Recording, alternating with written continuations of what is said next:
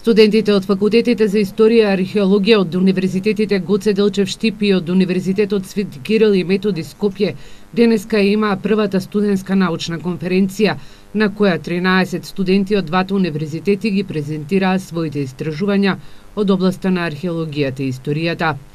Студентот на Факултетот за образовни науки од Штипскиот универзитет Бисера Срцева вели дека за прв пат студентите имаат една ваква научна конференција, на која што нивните професори ќе слушнат и ќе ги видат истражувањата за најразличните периоди на македонската историја.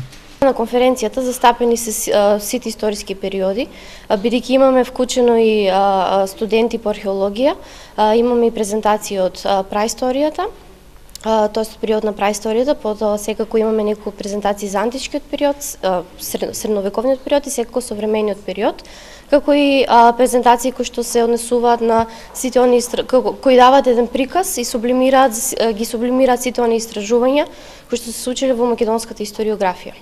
Првичната цел на оваа конференција беше да се оствари конекција помеѓу двата институти, нашиот институт на Универзитетот Кирил и Методи во Скопје и Институтот за историја и археологија во Штип. Успеавме, се собраа теми, има учесници, има околу 10 теми.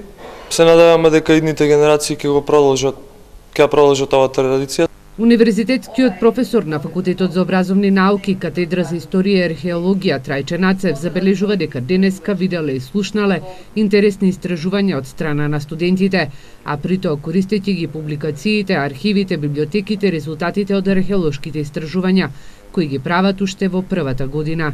Штипските студенти по археологија беа во Гевгелија, на археолошкиот локалитет Вардарски рид, беа вклучени во проектот Пајински утврдување населби по Бригалница. Лани бевме во општина Делчево. Оваа година повторно пак ќе продолжиме.